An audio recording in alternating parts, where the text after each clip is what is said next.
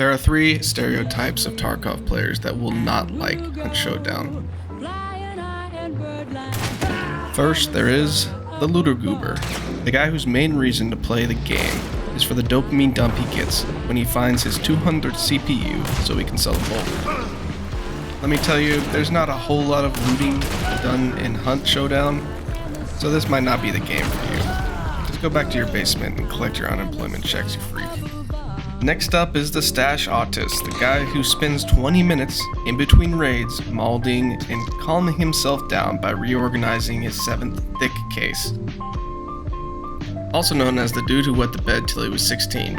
There's no stash in Hunt either. You do have an inventory, but it's not a physical thing like Tarkov. It's not limited, and you can't reorganize it. It's simply that you own X number of guns on the same page you would use to buy it. And finally, the wannabe Grand Thumb, the guy who would have been a Green Beret if we all know one. They simply play to min-max their weapons. For real, dude, it's sad at a certain point in White. Like, I understand in the first month of White, you might get a badass gun, or you might build one. Most normal people put down the gun bench because they just want to play the game and get to the next raid. I'm talking to you, Mr. Gunsway. I'm tired of waiting for your ass in between raids. Okay, now that I got the negative stereotypes out of the way, why you as a Tarkov player should give Hunt Showdown a try. Number 1, PvP/PvE. Let's start with the PvE and why it's better than Tarkov. As a rule, PvE in Hunt is based on being an obstacle. Unlike Tarkov, AI is meant to be challenging in the same way fights with a player is. Hunt AI is something you have to decide how you're going to deal with it, based on your situation. Not too different from going around a scav camp in order to stay quiet, but come on, when's the last time being quiet was a priority in Tarkov? In Hunt, at the beginning of a match, you'll want to use melee weapons in order to take out zombies silently, so you don't give away your positioning. While in a fight, it might be better to blast your way through in order to get to cover.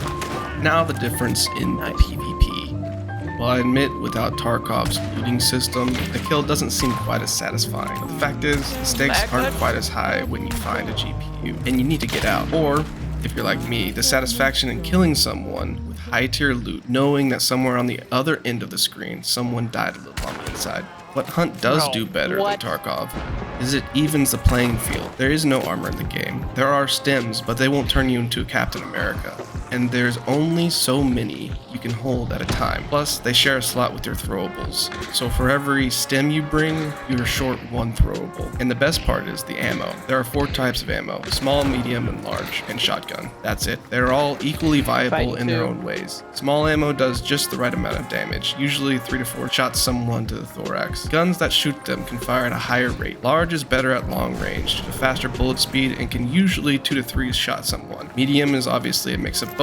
And shotgun is, shotgun ammo, it's whatever. There are some more subcategory ammo types, but they give you as much negative as positive. And just know that if you never use them, you won't be at a disadvantage. Last thing on PvP is a combo of movement and fire rate. Because there are no M4s, everything kicks pretty hard and shoots pretty slow. But being as everything one-shots to the head, you have to respect your distance and choose your fights wisely. Not to mention, you can have a sword. Yeah, they'll destroy you at shotgun range, and there's not much you can do about it if the opponent played his cards right. So this creates a gap between aim and fire rate that doesn't typically exist in Tarkov. Because in Tarkov, you can supplement bad aim with more rounds, bigger mags, better ammo, and bigger sights. Or you can supplement bad movement with armor and face shields. In Hunt, every shot you miss, you have to improvise. For every shot your opponent misses, you have a chance to do something movement-wise to turn the tables in your favor. This only exists in Tarkov on very rare occasions, and usually when 1 or 2 players involved in the fight potato on each other. But that's not really what I'm talking about. In Tarkov, movement is mostly based on positioning. There are a lot of positions where if you get shot, no amount of movement will help you. In Hunt, there are rare occasions getting caught out in the open instantly means the fight is over for you. Number 2, Hunt has made the game way easier to play with friends. This one is important but simple. When you play with friends, I want to play with them the whole time. In Tarkov, if you die in a fight, that's it. We've all been there. You're with 2 friends and you end up in a 3v3. You pull up a nasty flank and kill 2 of the 3. The last guy in the enemy squad knows he's lost,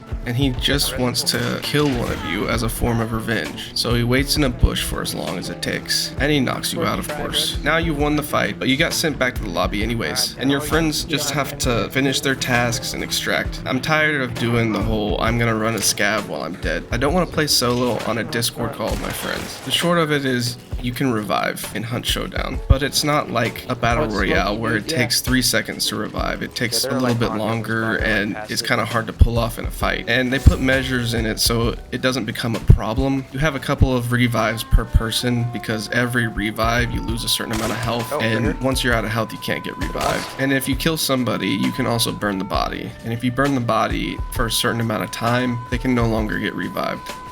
Number 3 is goals of the game. This is very important and unfortunately overlooked due to the menus being overcomplicated, and the devs don't really explain it in Hunt Showdown. The goal of Tarkov is Kappa, but that's designed to be a challenge for most people in a 6-month period. I don't have time for that, or the patience. In Hunt, they designed a retirement prestige system. The goal is to prestige as many times as you can. The reward is you get a number next to your name, kind of like Call of Duty, and you get a free skin. Skin is random, and sometimes they suck, but sometimes you get a really cool one. In order to get there, you have to get to level 100, and in order to get to level 100, you retire your hunters. To retire a hunter, you get bounties, also known as bosses. You kill them, and then you take the bounty. What's challenging about this system is it usually takes 2 to 3, depending on how many player kills you get, matches in a row, in order to retire your hunter. This is achievable in one game session because a full game can last around 15 to 30 minutes. With only a few minutes of menu time in between, this is very achievable in one night, but challenging enough so you won't win every time. So you have a goal that you can accomplish as a group because everyone starts off at level 0. This is in many ways better than the Tarkov group system, where everyone's trying to do a different task, and I don't know, it just kind of gets annoying to me. Before I end the video, let me air out some complaints I do have about the game so it's not all sunshine and rainbows. First thing about the game is people hide in buildings a lot and they set traps. Trust me, it's better to wait them out. They have to leave eventually. Bee ladies, oh my god, they attack you even though there's an enemy right next to them. It doesn't make any sense to me. Sometimes AI is just,